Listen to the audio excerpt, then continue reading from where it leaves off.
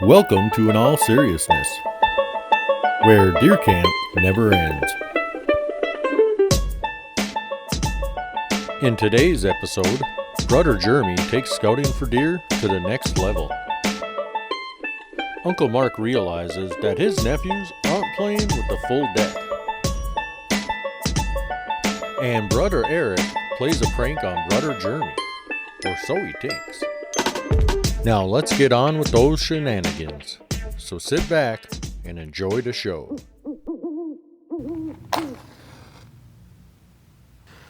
What is it that draws bold men to the great North Woods for deer camp year after year? Is it the feeling of peace you get while sitting in your stand, waiting for the sun to rise over the horizon, allowing life in the forest to begin?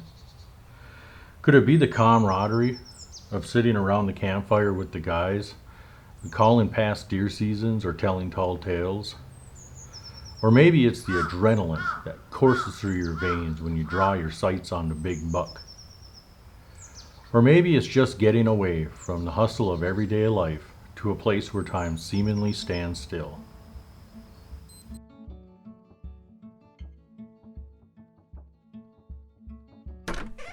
Hello.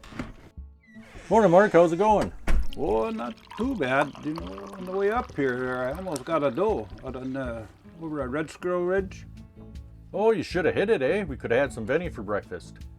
It is good to know that there's deer up there, though. I'll be hunting Red Squirrel Ridge. You know, you say that I read that 235,000 animals collide with vehicles every year. We're not talking those little squirrels and stuff. We're talking animals. You just think about that. Ain't too good for the cars. Ain't too good for the deer either. What if we kept all that meat?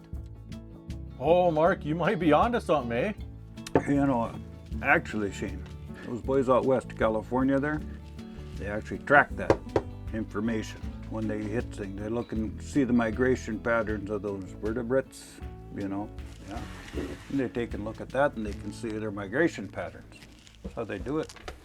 And another thing, those boys in Canada, they did a study and they found out that people actually swerve to hit an animal, but they'll dodge a pop can in the road, and they wonder why we want to build a wall. It's the same everywhere though. Brazil, Australia, you just look at, we up here, we use that salt on the roads. That brings in them deer and that moose, and that increases that roadkill. Yeah. You paying attention, Shane? Hey guys. Hey Eric, what you up to? You look like you've been busy. You guys, I got moose really good this time. Oh boy, what did you do now? Well, you know how Moose is always so obsessed with his scent elimination? Oh yeah. Well, I got some wolf piss for my guy yesterday, and I went up to Red. You have a wolf piss guy? Yeah. I got a guy for everything. Anyway, so he's a wolf milker, and I went He's up a wolf milker? Yeah, he milks wolves, therefore he is a wolf milker. So anyway, I asked him if he could hook me up with some wolf piss, and he's like, not a problem. So last night I swung by his estate to go get the goods.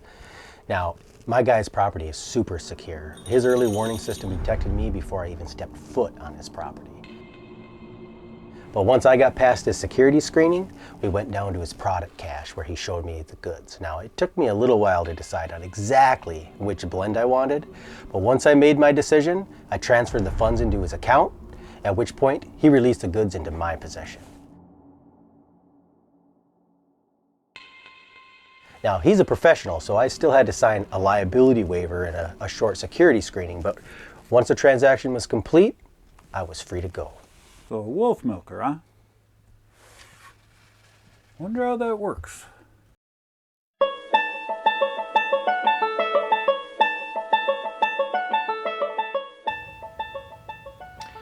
I want to share a bit of advice for the young men just starting out in the world today. You need to find yourself a good woman. Now, there's 5 rules that you want to follow to make sure that you accomplish that. And it's worked out for me. Rule number 1, you need to find a good woman that's going to make you laugh. At the end of the day, life's serious enough. There's no need to have that at home. Rule number 2, you need to find a good woman that can cook. After all, you can't live off of ramen noodles and cereal forever. Now, rule number 3, you need to find a woman that will understand the time that you need to spend up at deer camp with the guys. I don't think I need to explain that any further. Rule number 4, you need to find a woman that's good in bed. Now, rule number 5 is the most important. You need to make sure that none of these women find out about each other. So remember, life's good at throwing curveballs, so light a match and wipe until your paper's clean.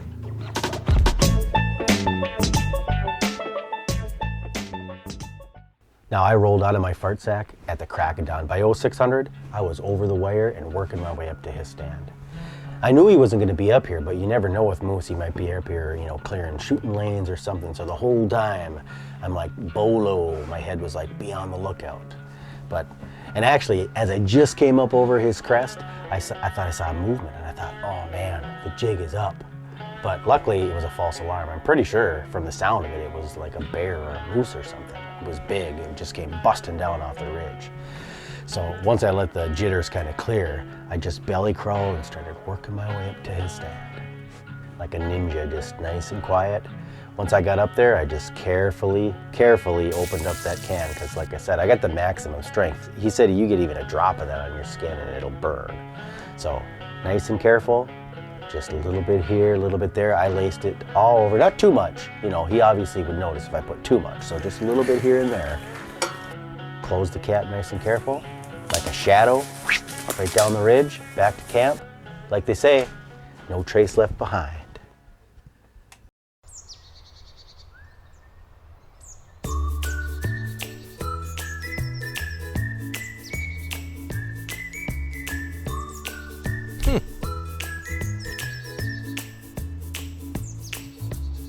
Ooh, Shane's gonna be pissed.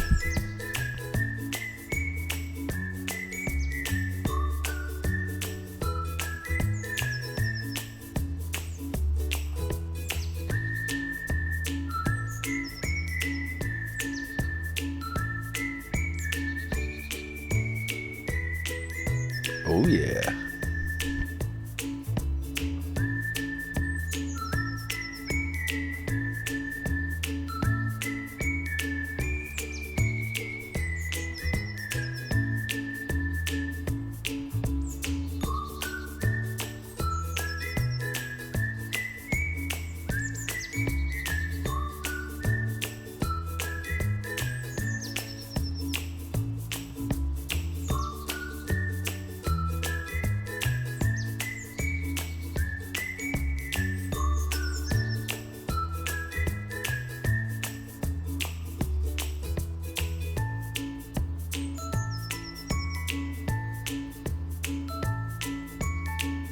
Yep, that should do it.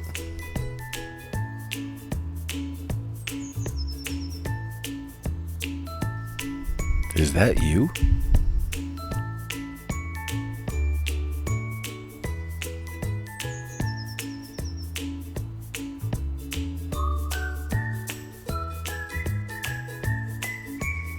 Yeah, that's you. You're a 10-point this year.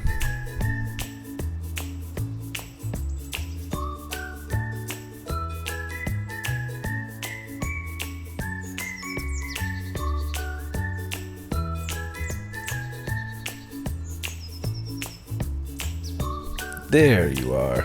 You can't hide from me.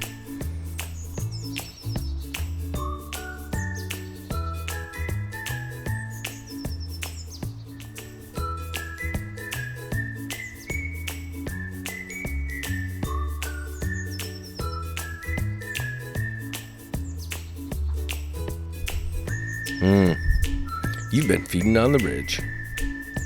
Damn, I'm good. Time to get back to camp. I'll see you on opener.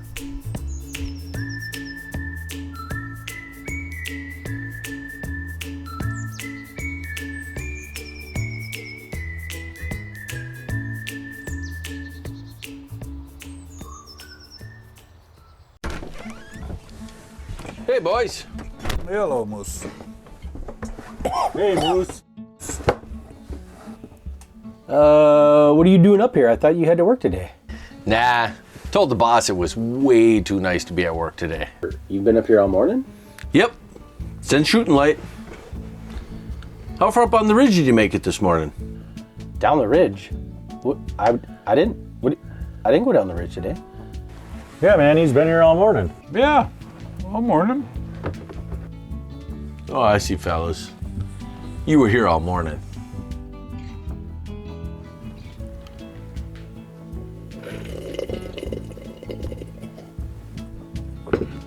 So, get to stand up on the ridge? Yeah, I got it set up last weekend. Well, I thought you were hunting the swamp this year. No, I'm up in the swamp this year. But I thought you were hunting Red Squirrel Ridge. Nah.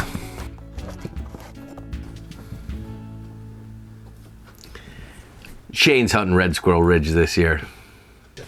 You son of a bitch! Maybe for you, it's all of those things that keep you coming back to deer camp year after year. And whether it's the peacefulness you feel sitting in your stand, the camaraderie with the guys, or even the excitement of the hunt, one thing we all share is that somber feeling on the day that deer season closes. But in all seriousness, for this group of guys, Because they piss everywhere anyway, so I don't think that'll be a problem.